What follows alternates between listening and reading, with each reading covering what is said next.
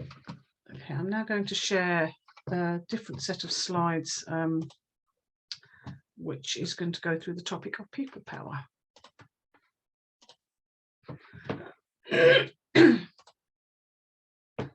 Right. Can everybody see that okay? Yep. Cool. Okay.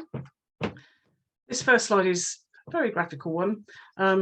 The little people with their suitcases are representing the baggage that we all have with us, sort of political and other baggage around our own existing ideas and values and how we perceive other people, based on lots of characteristics that they might have, you know, different ideas and perceptions.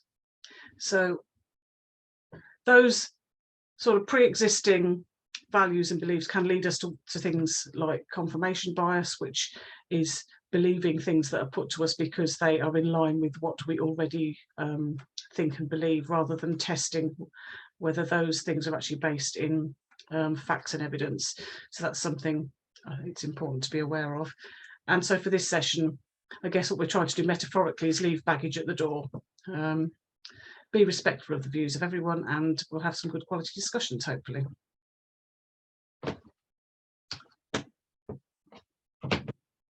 I just feel like this is a really important message to get across. A lot of people feel like anything that they can do to address something as big as the climate crisis doesn't make a difference. But actually, if you don't do anything, then you have no chance of making a difference at all. And hopefully today we can talk about some ways that people can. We do all have power in some respect, I suppose, is the message. So in terms of UK democracy, as UK citizens, we all elect and are represented at 3 different levels, within Parliament, at the district, or in our case, unitary councillor level, and by town and parish councils. There are a lot of people, I guess most people might know who their MP is. Far fewer people, I suspect, would know who their unitary councillor is, or who are town and parish councillors in the area where they live. Really, one of the key things that we can do is try and talk to those people and influence them where we can. There are links at the end of the slides to how you can find out who your member of parliament is or who your councillors are, if you don't already know that. Yes, so I thought I'd just put some pictures up of our MPs. So all of us here are represented by one of these people. Hopefully we know who. The West Northamptonshire Council is called a unitary authority because it unites the functions under the traditional model of a county council and of district councils, which prior to the creation of West Northamptonshire Council was South Northamptonshire, Daventry and Northampton Council, Northampton Borough Council. We currently have 93 councillors and 31 wards, although there is a boundary commission review underway, which may mean that we have the number of councillors reduced. And that is that the little graphic just shows how those wards and councils are split by party. The council is responsible for things like sort of household waste, parks and open spaces, street cleaning, environmental health, very importantly, planning, education, adult and children's social care, libraries and highways, those sorts of things. Then the sort of bottom level of democracy, if you like, is the parish and town councils. Town councils and parish councils are actually legally exactly the same thing, it's just that town councils represent slightly bigger areas. And fun fact, possibly, Northampton is I believe the biggest town council in England. So hopefully may have some influence. There are 158 parishes in total across West Northamptonshire. There's quite a lot. Parish and town councils are not paid. West Northamptonshire councils do receive a certain amount of payment. It's not a wage, but I think it's supposed to cover their expenses and a sort of certain recognition of the amount of time that they spend on it. Parish and town councillors are not paid. There will be a parish clerk who is a paid employee who does a lot of the work. Parish and town councils are responsible for things like allotments, emptying the bins, possibly community centres, looking after street lighting, those kinds of things at a very local level.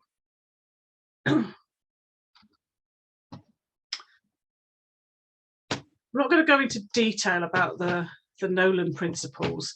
They're called this because I think Lord Nolan was the first chairman of the, whatever it's called, committee that now makes judgments. Can't remember, I thought I'd written it down, but I haven't. Anyway, that's why they're called the Nolan principles. And the key thing to know is that these principles are supposed to be observed by anyone who holds public office. So that's MPs, councillors at any level, council officers, all civil servants, policemen, all those, anyone who's a public servant is supposed to align themselves with these principles, which I think is a really important thing. Everyone's human, so sometimes people won't do this, and as voters and constituents and residents, we are entitled to pull people up on these if we don't think they're sticking to them when they should be. I think this is the okay. So though, just for some background to how the UK has tried to build its response to the climate emergency into legislation and regulation. The Climate Change Act was brought in 2008. Obviously, there were a number of important things within that. One of the key ones was that it created the Climate Change Committee, which is an independent body which oversees the government's response to the climate emergency, and it introduced the concept of carbon budgets, which is really saying that the overall target is to get down to, I think, net zero emissions by 2050. We are currently not on track to deliver that. The UK met the first, second and third carbon budgets, but is not on track to meet the fourth or the fifth or the sixth. So obviously something needs to change for us to get to that 2050 net zero target. What the government has produced, I should say it's the last government now, I guess, because obviously this was under the previous Prime Minister, but what they produced in order to help deliver that sixth carbon budget and the target that we're aiming for is a net zero strategy, which I guess it sets out a number of different objectives and ways that, so I've written down here, a raft of other policy documents were published alongside it. So they've got a transport decarbonisation plan, an energy white paper, a hydrogen strategy, a plan for industrial decarbonisation. So lots and lots of things go into making up that net zero strategy. The Climate Change Committee did do an independent review of the strategy, and I think, to paraphrase immensely, said that yes, it's full of really good things, but you're not being clear enough or detailed enough about how you're going to deliver all of them. Again, I think there's a link at the end of the set of slides to that assessment of the net zero strategy, if you want to look at that a bit more. The National Planning Policy Framework is really, really important, because obviously house building and building of sort of industrial and other developments is a really important potentially source of carbon, as well as a way of reducing our carbon emissions. The planning policy framework was most recently updated in July 2021. It sets out all the government's planning policies and how these are supposed to be applied. So all the planning decisions that are made at the local council level are very heavily influenced by what's in the planning policy framework. There are requirements for sustainable development in it, and the principle is that plans and decisions should apply a presumption in favour of sustainable development. Whether or not that's always the case in practice is something that we might want to talk about later. This just shows the net zero strategy delivery pathway, as you can see. Essentially, the blue line is where we were at before they put the strategy in place, and the red line is where the UK is expected to be if we deliver on everything in the net zero strategy. As with so many other things to do with climate change, it's all about people doing what they say they're going to do, I guess. Okay, I'm going to hand over to Orianne now for the next slide. So when engaging with your elected representatives, you can email local councillors or MPs directly, or you can go to an MP surgery if they hold them. We should have links to MPs' websites at the end, or we'll provide them when the slides are sent out, so that you can find out when the surgeries are and find their email addresses. Also have a get to know your councillors scheme that Con is trying to put together, which is essentially just talking to councillors in a bit more of an informal way to try and influence them a bit. So that would be unitary council or town councillors. You can also take part in consultations with WNC, and again we have got a link to, we'll provide a link to where you can find the ongoing consultations on the WNC website. And you can also attend council meetings, and you can either submit a question or make a statement at those.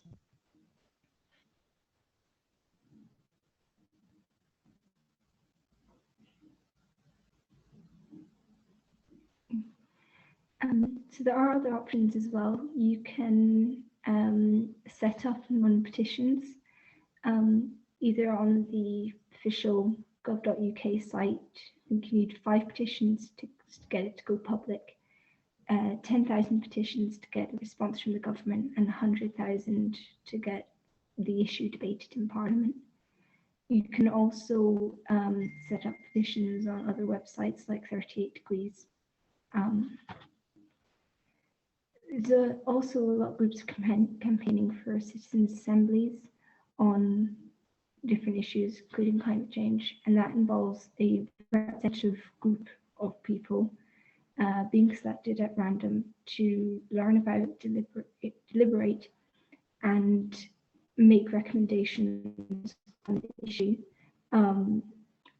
Politicians can choose whether or not to act on these, but they can be useful. Then there's protests. So you do have right to freedom of expression and to assembly under the Human Rights Act, and that will include the right to protest. But there are some limitations to that right under the Public Order Act and the Breach of Peace Act, which you might have seen in the news with certain people being arrested for the anti-monarchist protests. Sort of included with the next one of civil disobedience, there's also been a more recent Police Crime Sentencing and Courts Act, which introduces new conditions that the police can interfere with protests if they deem them to be too noisy or too disruptive to an organisation or to the vicinity. With civil disobedience itself, there are organisations like Just Stop Oil or Extinction Rebellion, which are trying to use civil disobedience. And it's probably important to know that a lot of the time this is almost as a last resort, having already tried to run petitions, emailing MPs, doing everything else. Under the new Act, though, things like highway obstruction now have an unlimited fine and 6 months imprisonment. So there is quite a big risk with civil disobedience, but there are websites and organisations like the Black and Green Cross that can help provide legal support and help you know your rights when taking part in these sorts of actions.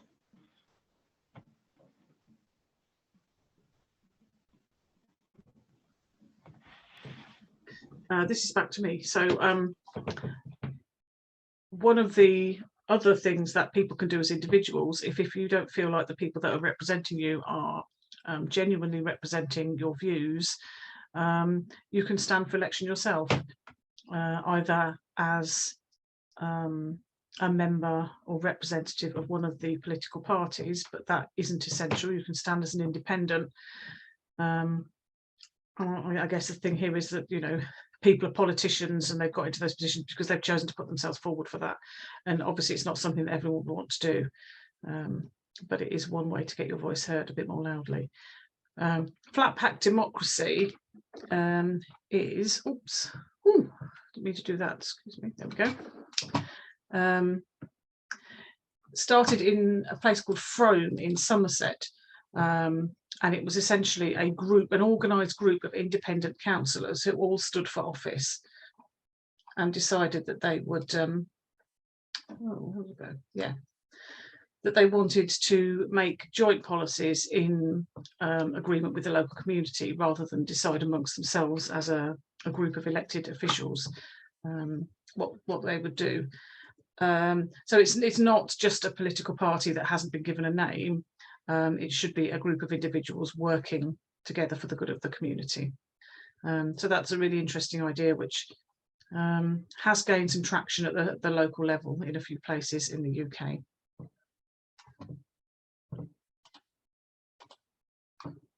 And just a reminder of when the next elections are.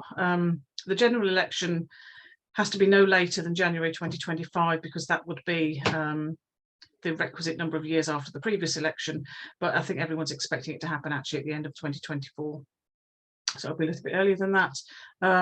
Unitary and town and parish councillors have a varying schedule of election dates across the UK. But in West Northamptonshire, it will be May 2025. So about 2.5 years away. I'm just going to hand back to Orianne to talk about the Future Generations Act.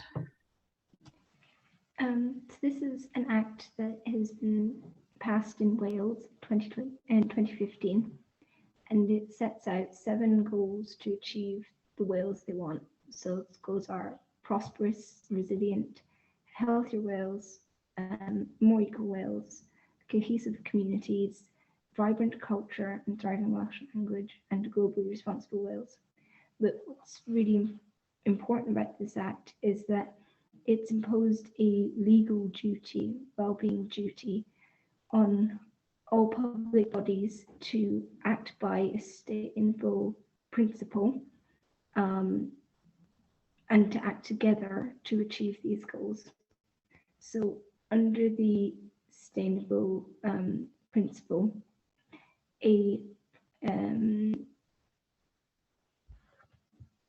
public bodies must prioritise sustainable development, which the Act does define and set out. The Act also requires public bodies to to communicate their progress and be transparent, and set out the ways that they have to do that, including annual reports. They also need to show that they have acted according to the Sustainable Development Principle by showing that they have integrated with other public bodies, that they have considered the long-term consequences of any of the actions, that they have taken steps to prevent issues getting worse, that they have collaborated with anyone who's also looking to achieve the same goals, and they have involved anybody with an interest in their work.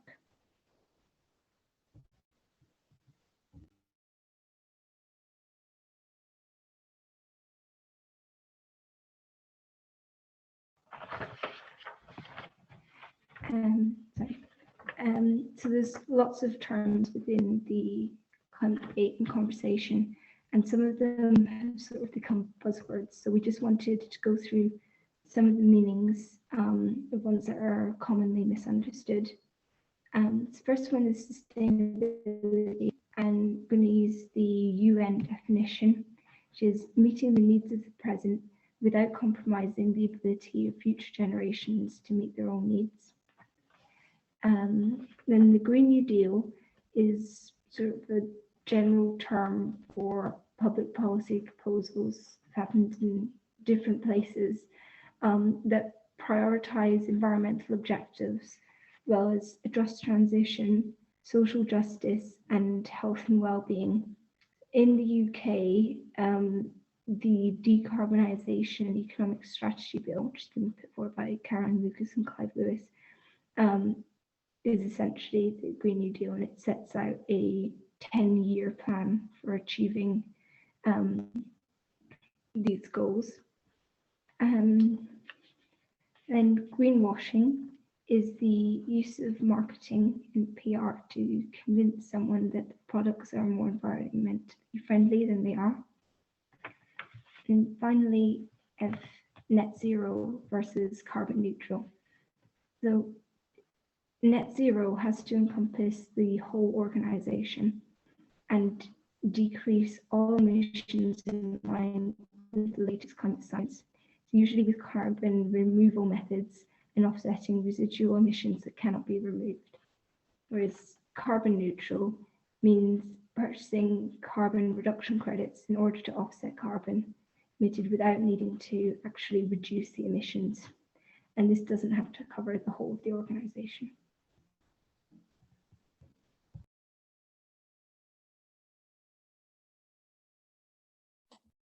Thank you. So I think that's the end of the slides, essentially. The last one is just links and references, so we won't go through any of those at the moment. I hope that was useful. You may not, some of that possibly may have been things that were well known to you, so some things you might perhaps have learned, or just needed a refresher on. So does anybody have any comments or thoughts to make on the topic of people power? We've very much tried to stay away from the political side of it, but feel free to throw in whatever questions you like.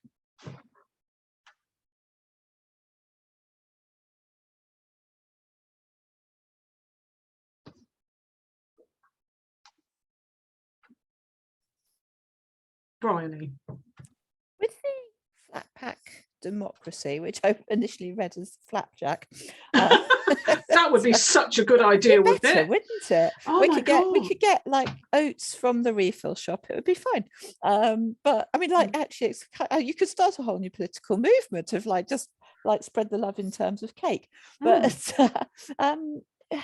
was that something where an individual group got together to effectively put together a slate of candidates and just sort of went for an, I know Harry knows a lot about this, sort of an all-over takeover, or was it something that was was it done as a deliberate? I know there's a book, I haven't read it. I was curious as to whether or not we ought to kind of stand as all of us just stand as a sort of slate of candidates. We did get approached as West Northamptonshire before the last local election by an emissary from the Flat Pack Democracy group, a chap called Jake Smale, whose father has written a really good book on regenerative farming. Mm-hmm.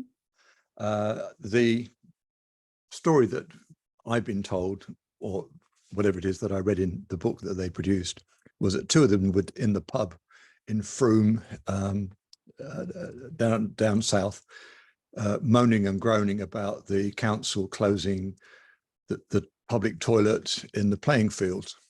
And they sort of looked into it and discovered that it was just a cost-saving measure. Mm-hmm. And they looked at alternative ways of raising the funds for keeping them open, and just put it to the council. And the council were kind of umming and ahhing. So they got together with a few more people down the pub, as is the way of some people, not me, of course. And they decided that they would stand for election next time round. And they had this agreement that whatever their disagreements were, they would achieve decisions by compromise. So they signed up to not being obstructive because they were flavour A versus flavour B, which seemed to be the way that their council was being run. They would just collaborate, and they were extraordinarily successful, and they reopened the toilets, and they did quite a lot of other things just by being really creative. And it was the difference between a kind of ossified town council and one that had been re-energized by people who were really enthusiastic about doing something constructive for their community. And they produced 2 books, and they have a website. And if I can, I'll paste the website in the. Thank you. But I was really interested, since I thought that where I am in my constituency, we've had the same MP for many years, and whether or not the work that the MP delivers is what the community wants, or whether it's what the local council wants, I've never been entirely sure.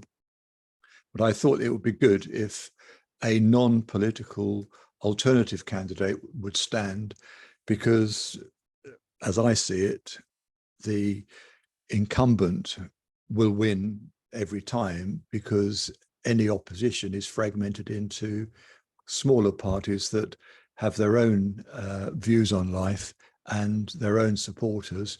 And quite a lot of people don't like one or other or the third of them, or have a prejudice against, let's say, the Green Party, because the Green Party might be perceived as being what, I can't remember what Boris Johnson said about climate activists, but sort of mung bean sandal wearing people.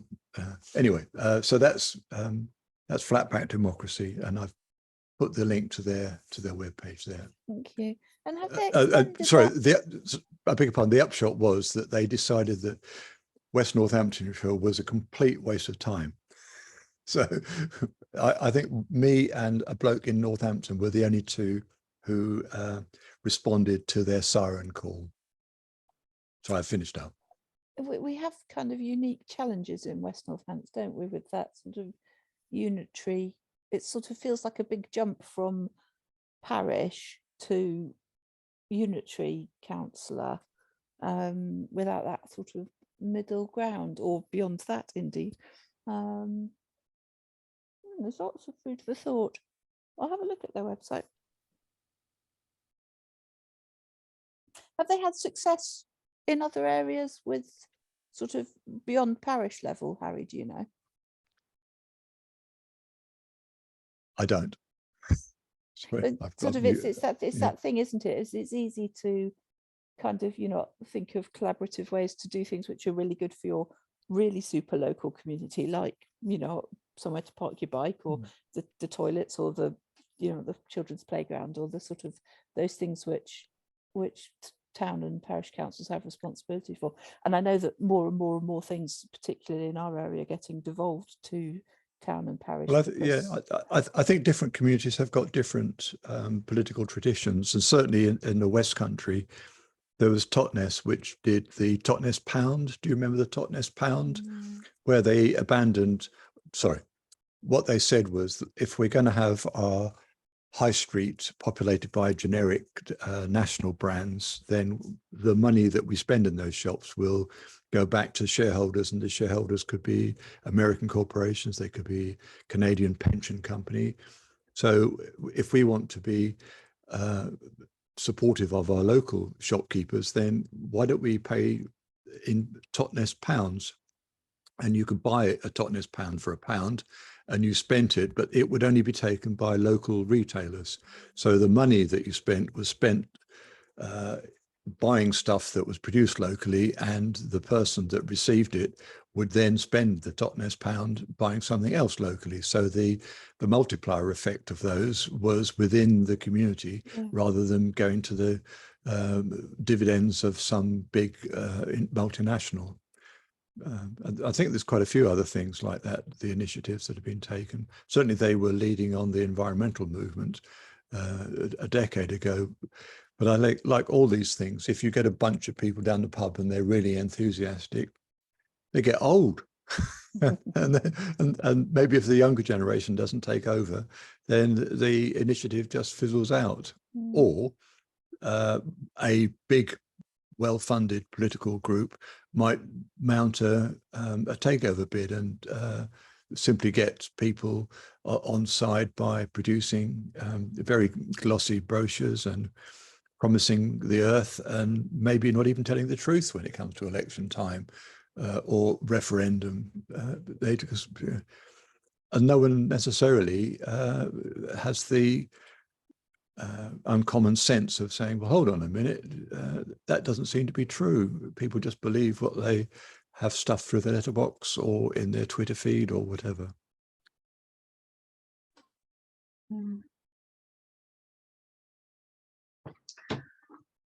I think, because we're talking about sort of with flatback democracy and other things, it's talking about democracy at a very local level, isn't it? And obviously, as a group, that's what we're about, really doing things locally. And it feels like we very much need to have that ground up activity, because we're not getting it from the top down, are we? You know, what tends to happen when you have things like citizens' assemblies is that people come up with ideas that are actually much more radical than their elected representatives are willing to put their necks on the line for. Like, Brian, sorry, you want to say something? No, I was wondering if, given the success of the sort of something which was done on a really local level of the Green Party around Kettering, and I know it's a political party, but you know, I believe they stood as the Green. I might be wrong. No, it is. No, they are. They've did got two stand Green under the councillors in Party. Kettering now. Yeah. I wonder if they would kind of, if that was something as a group we could perhaps invite those people. Well, I know exactly how they did it, because I know them very well. They invested a huge amount of effort within their community, going around helping tidy up litter picks, campaigning for Weekly Wood. Weekly Wood, the developer, was going to convert. They're still fighting that, I think, aren't they? I don't think it's over yet. And they really, well, they're very good eggs in the most generous sense. They're just really nice people, and they don't seem to have any peculiarities. I don't know, idiots.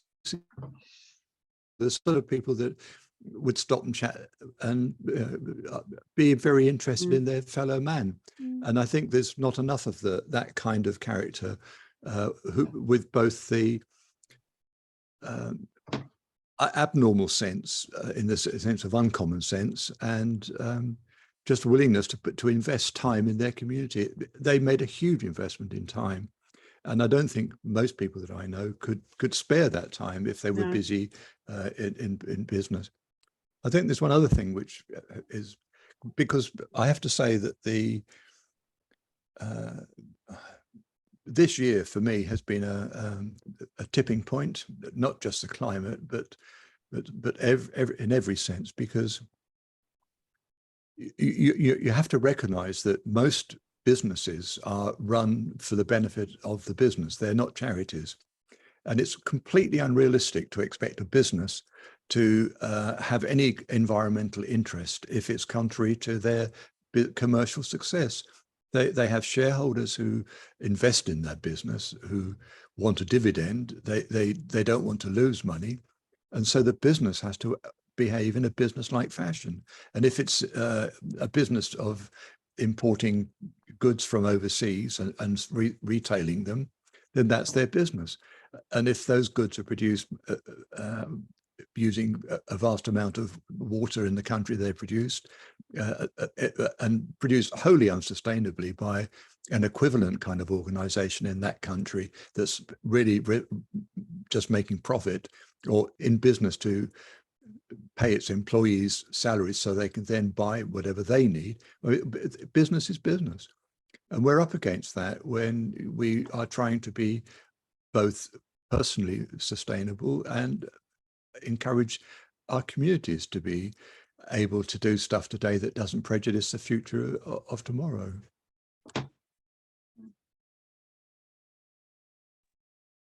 That's just the way it is. I think, Harry, you have a little bit of a jaded view of businesses. I know some very good businesses who don't think that way at all. I won't go into details, but I'm not sure that all businesses are evil.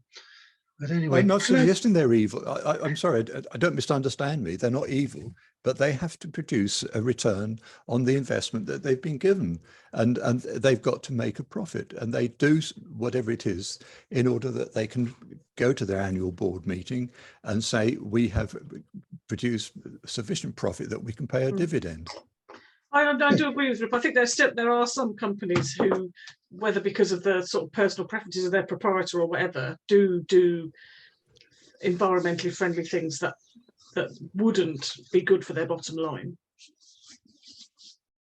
But those businesses are also reliant on the consumer, so it then becomes incumbent on us as a consumer to do that, to be an ethical consumer. But it's hard, isn't it? Because I know that people are under enormous pressure and increasing pressures now, and so being an ethical consumer isn't always the easiest or cheapest option.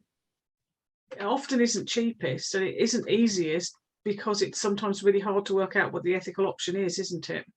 It's just not that straightforward. Sorry. No, I was thinking about it in terms of something I was listening to today, actually, which I told Jane about, which Rupert would find very interesting. But it was a Radio 4 program. You might be listening to them. But it sort of was talking about it's sort of almost that thing of kind of making as many good choices as you can within the kind of confines. So therefore, one would hope that some good businesses, or all the good businesses, have a model which attracts more people to it and therefore are successful, which kind of hopefully over time kind of crowds the other ones out. But I know that's very simplistic. I mean, all businesses have stakeholders, don't they? And if you just think the only stakeholders are the shareholders, I don't think that's right at all. I think the staff have an equal input into a business and have just as much to lose as the shareholders do. And customers, if you poison them or damage them by selling shoddy goods or just give them bad value for money, they're done out of it. And the community as a whole. If you pollute the environment, destroy the footpaths, it's part of your business or whatever it is, then they are your stakeholders too. So I think any business has about 4 or 5 major groups of stakeholders that all have an interest in making sure that business goes well. I think just looks at all those is going to do well. But I think your experience, Rupert, has been with businesses that actually do something, actually create something. I'm thinking of businesses that are capitalizing on circumstance, the speculative developer, the people who are erecting warehouses across our area. They're absolutely ruthless. They will pervert the planning system. They'll persuade planning officers that they have immense power and the council has no power, and they will build big sheds and will be very cruel to people who get in their way. We've got big sheds in South Northamptonshire that have no real benefit to anybody in the local community. They are invested in by international investors who see sheds as a real value return on their money. We may need sheds, I don't know. So we certainly don't need the employment that the shed erectors say that are going to be created around here, because when we've looked at where those people come from, they're being bussed in from Sheffield and Derby. So they're not actually benefiting the local economy. The only reason they're parking their sheds on our doorstep is because we're at the kind of hub of journeys that take 4 hours to get to the corners of England. That's our unlucky circumstance. And all those people invest, that they don't have tomorrow in mind at all. They're just looking for a return on the estate agents who let them, the architects who design them. It's all about greed, Harry. It's all about greed. Not greed. It's their business. I work with people whose job it is to design physical projects, and their clients are in the business of designing physical projects, and they know that there is a market for a flat or a shop or whatever, and that's it. They just manufacture these things, and they don't care about whether or not it's a reversible project. It is a built project that's going to last for decades.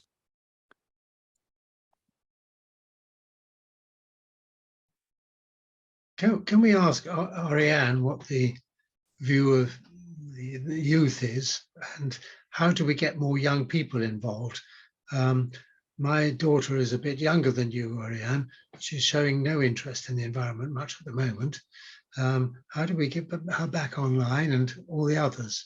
And also, who is it that drops litter all around our village? It's the sort of 20-year-olds, isn't it? The beer drinking, swilling, whatever they are. And they just don't care about it. Just as you're saying, Harry, business doesn't care, but there's a whole other strata of society that doesn't care. So we've got to find people who do care. And well, Orianne, what's your solution to these problems? Have you got any thoughts on it? I have absolutely no idea.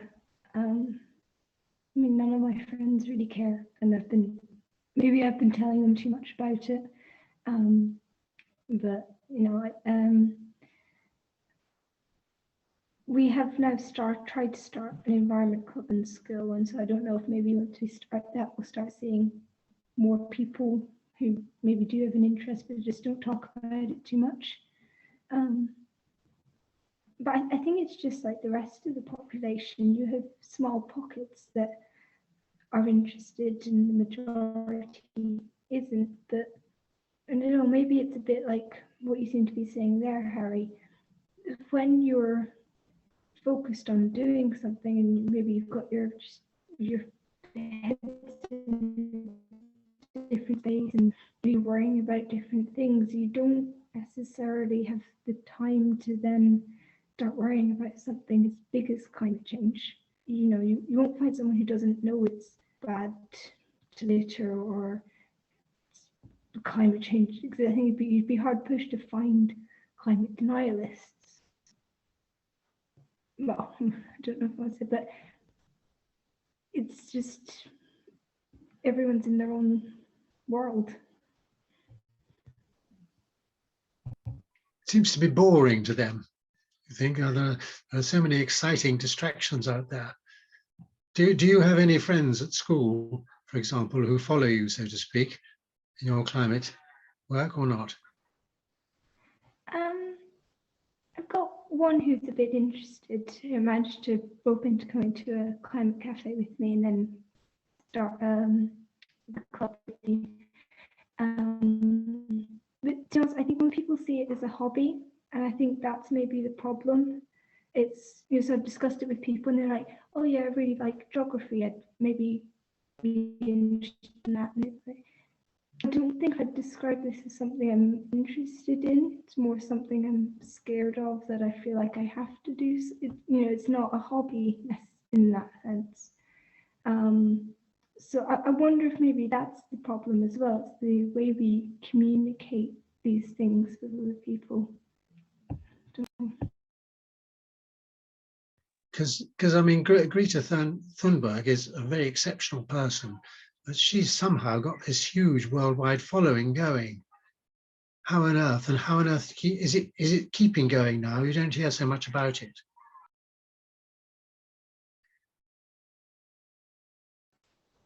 Yeah, I don't know. I mean, I know she got a huge following, but to be honest, again, it was a small pockets of the population. When you take those small pockets of maybe 1 or 2 people from every school who then start doing something, it looks massive. But at the same time, in school, there were a lot of people making fun of her and laughing at her and things like that.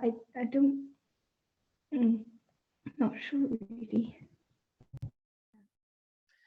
It's a really interesting problem, isn't it?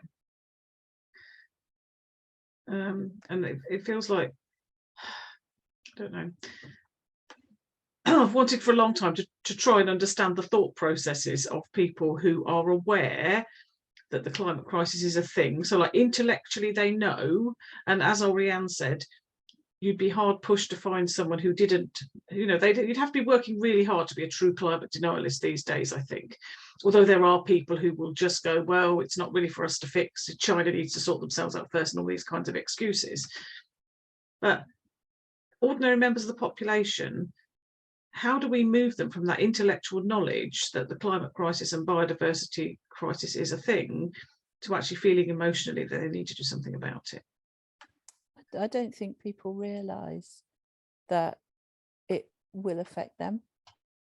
I think people are protected in their bubbles, and most of the people I know locally are quite comfortably off, and they don't feel that the sea, we're in the Midlands, they don't feel like the sea is going to rise and get them.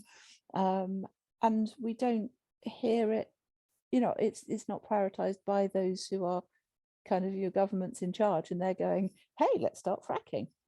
I mean, it's not prioritised by the people who are kind of elected to be in charge. So if it's not their priority, then why should it be anybody else's priority? I think it's interesting because I actually feel really encouraged with talking to primary school kids. So I've got one at primary school and one at secondary. My secondary school one is a kind of anti-consumer, which is great. And you know, I bang on about it. I think the answer, Rupert, is just bang on about it a lot, bang on about everything a lot.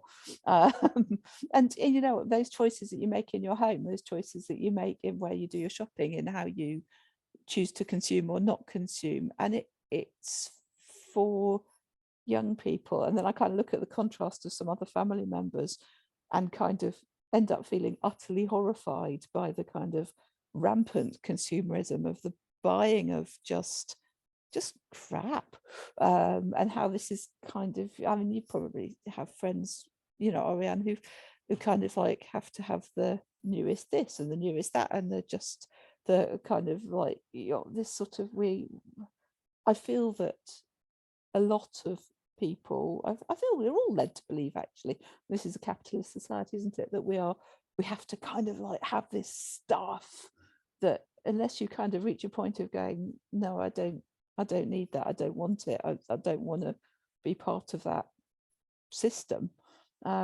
It's really hard to fight against that. And you kind of, your average teenager with kind of, you know, social media, it's all about like your influencers. Maybe we need more influencers, but it, like in a really positive way, not in a buy my product way. I don't know. But primary school children, I feel very encouraged by. They, you know, I don't know if you've experienced this, Jane, with the work that you've done with the school. They kind of seem to get it. They seem to understand that. They're a bit muddled about it, but and again, it's kind of like one of the other mums today was telling me that they're doing something to do with climate in their work in year 5 at the moment, and this little person said, right, well, we're going to have to tell Granny she's got to get rid of her greenhouse. Why has she got to get rid of her greenhouse? Because it's going to be contributing to global warming. I'll be like, no, it'll be contributing to her being able to grow her own tomatoes and not having to fly them in from Spain. So I think there's like a bit of a disconnect, and I think that's probably, you know, I think probably most of the population is guilty of that disconnect.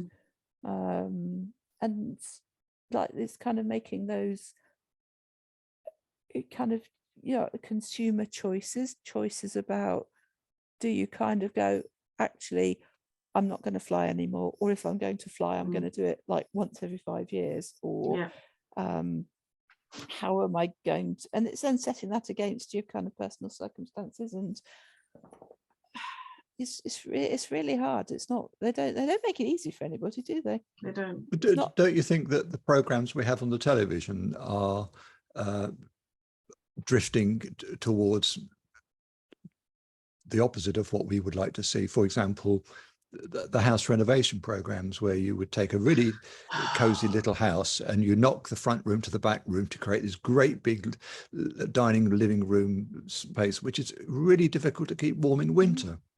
And there's role models doing things, the travel programs on the telly, having a great time in Lithuania for a long weekend. These are all painting pictures of a joyous occasion that will take you out of your everyday grind. And you think, well, why not? Why shouldn't I do that? And it's not an educational thing.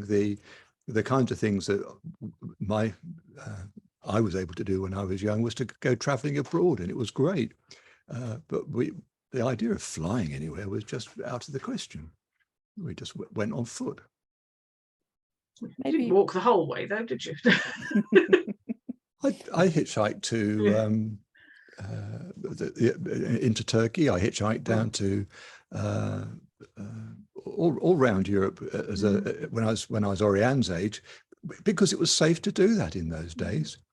And I did hear someone on the radio talking about a little survey of 18 to 35-year-olds saying that there was nothing wrong with autocracy. It wouldn't be a bad idea to have one man telling everybody what to do and everybody obeying him. And I thought that was absolutely, it reminded, when I was Orianne's age, the generals ran Greece. And if you went there, you had to have your hair cut or else you got arrested. And there was a dictator in Spain and there's a dictator in Portugal. The idea that autocracy is a great thing, I think it's anybody who's witnessed real life persecution, what we've got is really a far better solution. If we had, we don't really want politicians running the country. That's one of the things we don't need. We could do without that. But democracy is a good idea. It is, if we could make it work properly. It's the idiots we vote for. Well, exactly. That is the point. That is the point. Don't vote for people who are idiots or have the wrong opinions on climate change. And if you, but, we just need to persuade the rest of the population to think the same way. We have reached 9 o'clock, so I don't want to keep people too much longer. And I just wanted to say, Jane, you said right at the beginning of the chat that this was sort of the first time you joined a Corn meeting.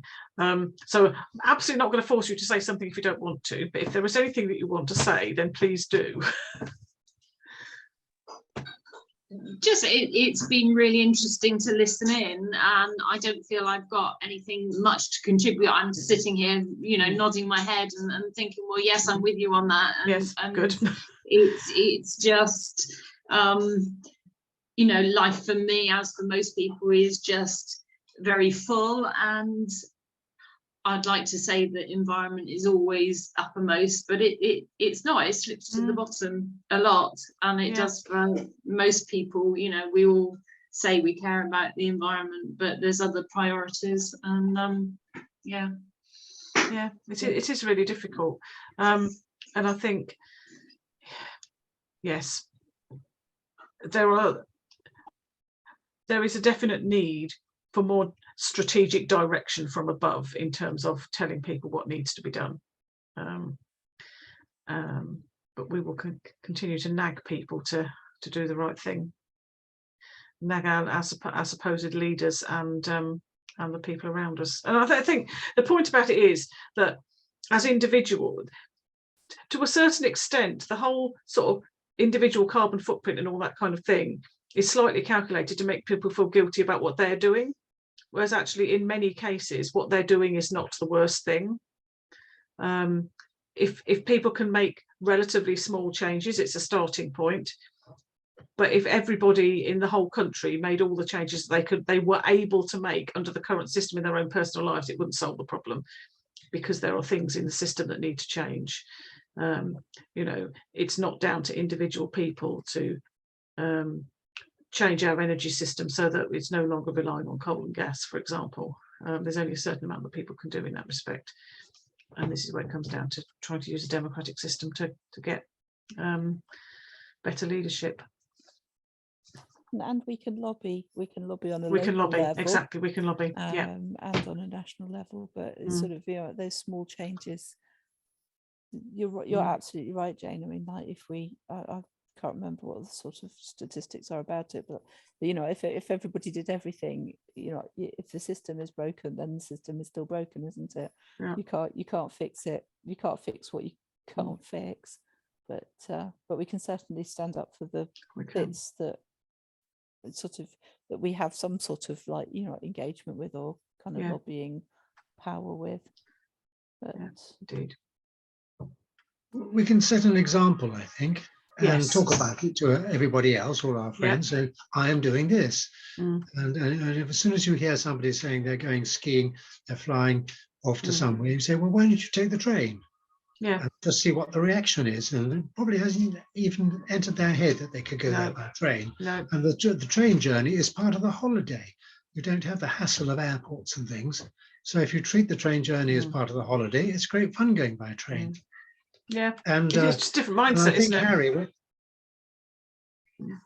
and what Harry's doing on buildings, that is something we can all do, or at Yes. least start on, and we can do the little things we can afford to do, and then work out where we're going to get the money from for the bigger things. Mm.